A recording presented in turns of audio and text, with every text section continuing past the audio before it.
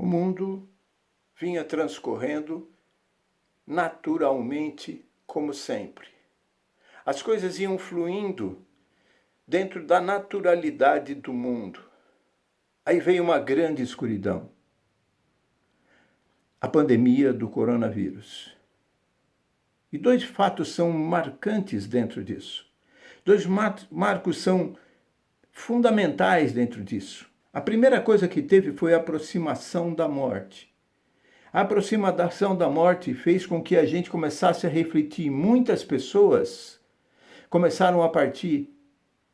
E aí a gente é uma das possibilidades de pessoas que possam estar vivendo dentro disso. Como você enfrenta, como você pensa sobre a morte?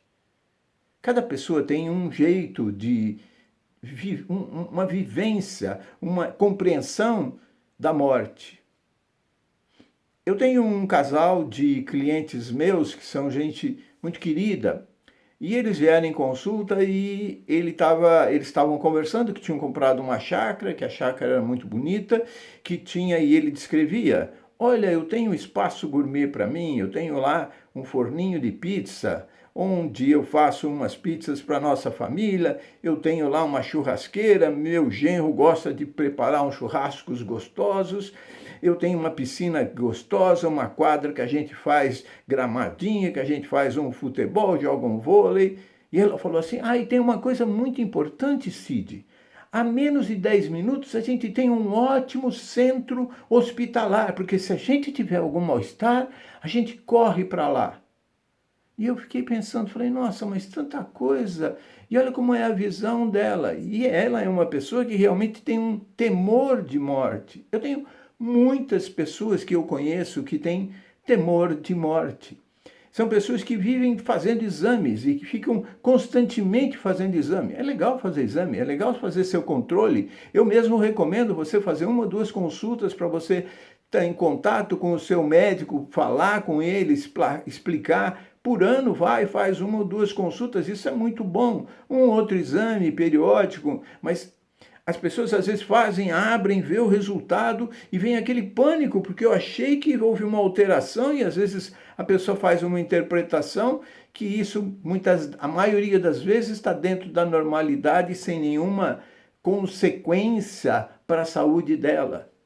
E tem também o que a gente percebe que quando a gente fala desse medo que veio com essa escuridão, essa aproximação da morte, tem muita incongruência, porque tem muita gente, nossa, a morte está próxima, mas ao mesmo tempo que a gente pensa disso, a pessoa está fumando todo dia.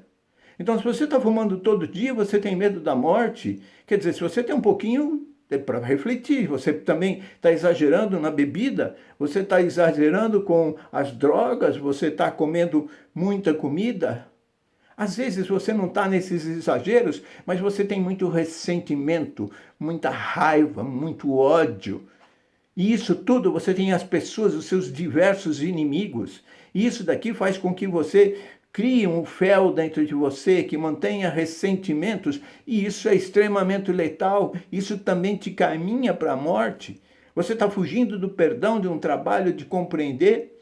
Tem muita gente que também vive dentro disso daqui e tem uma incongruência porque são pessoas que estão extremamente apegadas àqueles valores das coisas, mas os valores das coisas que são das coisas materiais, os valores dos bens e os desejos. Toda vez a gente gosta, a gente quer ter um desejo de ter alguma coisa, mas às vezes eu vejo isso como uma grande ilusão, porque às vezes você quer tanto, eu quero aquele carro, eu me lembro quando eu comprei o primeiro carro e fica aquela aflição, daqui a pouco o carro chega, você fala, mas agora já surgiu um que tem não sei o que, não tem mais aquilo, e você se sente todo decepcionado, e a gente vive dentro dessa falta de valorização dessas coisas, a gente começa a ter uma angústia muito grande. E aí vem uma pergunta, como que nós vamos vender essas angústias, esses medos, essas ansiedades que a gente está vivendo perante a morte? Então, aí vem a segunda grande coisa que a gente percebeu com essa chegada desse coronavírus. A gente viu que a segunda coisa escura foi que nós entramos dentro dos lares dos brasileiros. E a gente pode ver o quanto está destruído a família brasileira, o quanto eles vivem numa condição péssima, péssima. Então, eu me lembro que recentemente eu vi uma entrevista do Luiz Roberto Barroso falando umas coisas espetaculares sobre a forma como ele vê o nosso Brasil, e ele fala de 3 coisas que ele acha fundamentais: a habitação, para que a gente possa também estar trabalhando o saneamento básico do nosso país, e que a gente pode estar trabalhando com a educação. Então é uma pessoa que a gente tem um máximo de respeito e que tem uma sabedoria muito grande para nos falar quantas coisas que precisam ser feitas. Parece que todo mundo tá desatento com isso. A gente estava vivendo dentro de uma falsa alegria. Tá tudo bem, mas como que a gente podia acordar? Uma inteligência maior, pô, mandou os bichinhos pra gente. E aí, o que está fazendo? Os bichinhos estão fazendo todo mundo se virar. Agora, como cada um está reagindo? O que nós podemos estar fazendo? O que eu posso estar fazendo? Você pode estar fazendo? O que nós podemos estar fazendo? Sabe? Pode ser que você tenha uma sugestão. Eu tenho ouvido muito das pessoas. Tem muita gente que já acordou e deu a mesma resposta que veio e que está aqui na ponta da minha língua. Qual que será a nossa salvação? E todos têm mais ou menos em uníssono falando: a gente só vai fazer e sair disso pela caridade. E aí então a gente fica dentro dessa aflição, porque muitas das pessoas falam: Cid, mas eu estou muito ruim de bens, a minha situação está tudo amarradinho dentro das minhas contas. E quem falou que caridade é só necessário você dar auxílio material? Sabe? Então muita gente está precisando de socorro, muita gente que está vivendo sozinha está precisando de um telefonema.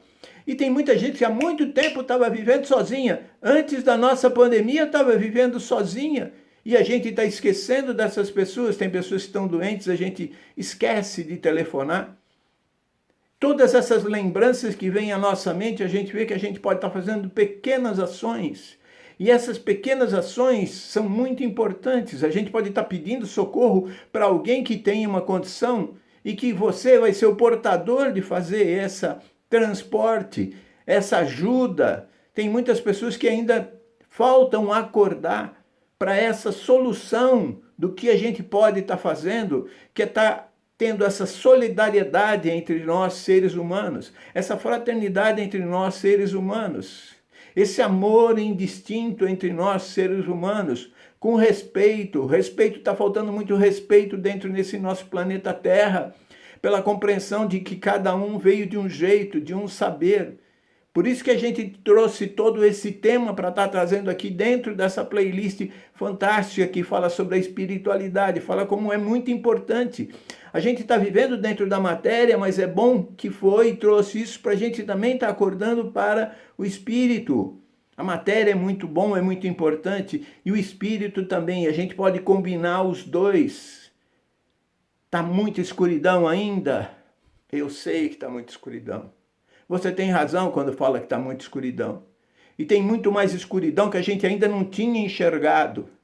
Mas agora, como todo mundo enxergou a escuridão, outro dia a gente fez uma reunião muito gostosa entre uns amigos que a gente faz e que a gente estuda o Evangelho, agora também online. E online aí a lição era uma passagem de Jesus, que Jesus falava: vós sois a luz do mundo. Vós sois a luz do mundo.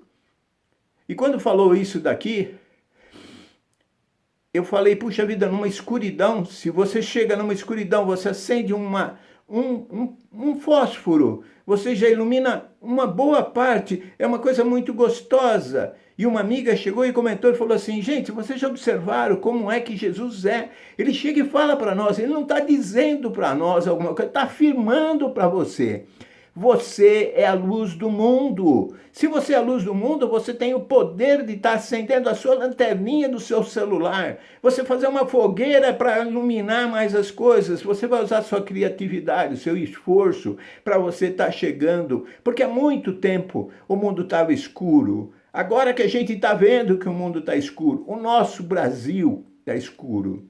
Tem muitos brasileiros que estão aqui no Brasil que não têm o Brasil dentro da sua alma. E a alma daqueles que estão aqui dentro. O Brasil não tem uma raça, o Brasil é muito lindo. O Brasil é uma coisa maravilhosa, porque tem tudo que é tudo que é tipo de raça, de cor, de gente, de religião, tudo aqui convivendo dentro de uma máxima de harmonia. E você foi convocado.